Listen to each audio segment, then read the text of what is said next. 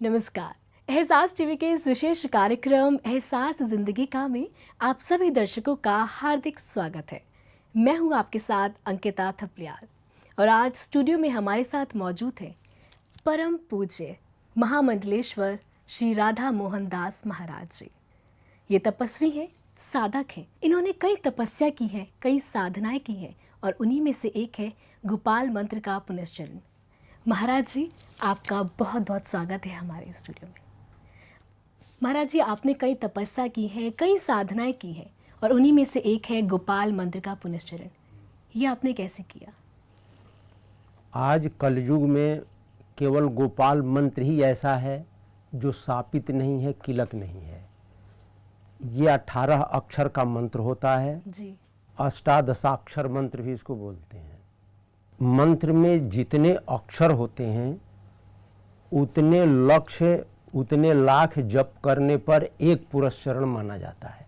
जैसे 18 अक्षर का मंत्र है तो 18 लाख जप करने पर एक पुरस्चरण माना जाता है। जी।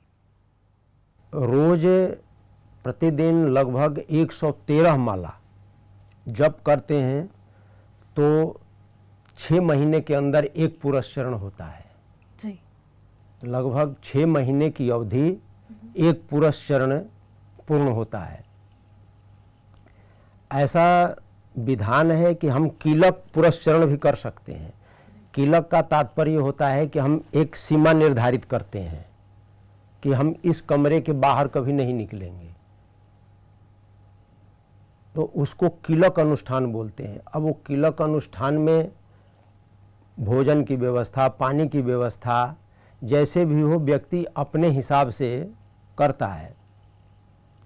वैसे आज बहुत कम जापक रह गए, जप करने वाले बहुत कम रह गए।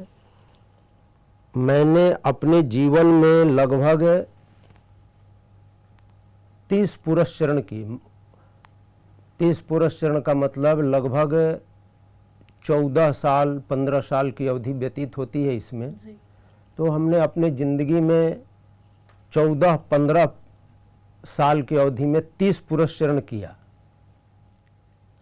और ये साधना की पराकाष्ठा।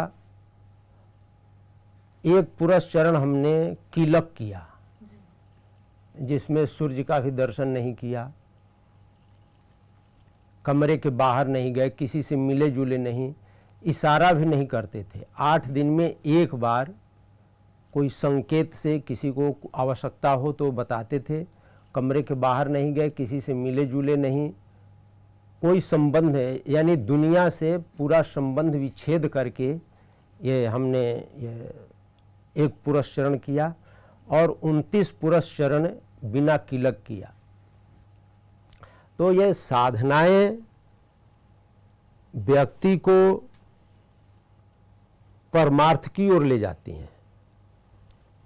पूर्व जन्म के जो पाप हैं, संग्रहित इकट्ठे पाप हैं, ये पुरस्चरण से कटते हैं, अनुष्ठान से कटते हैं और एक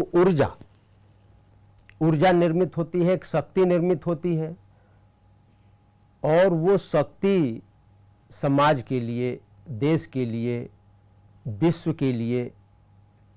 सूर्य उगता है तो सूर्य का प्रकाश पूरे देश में फैलता है, सर्वत्र फैल जाता है। उसी तरह व्यक्ति कहे चाहे न कहे,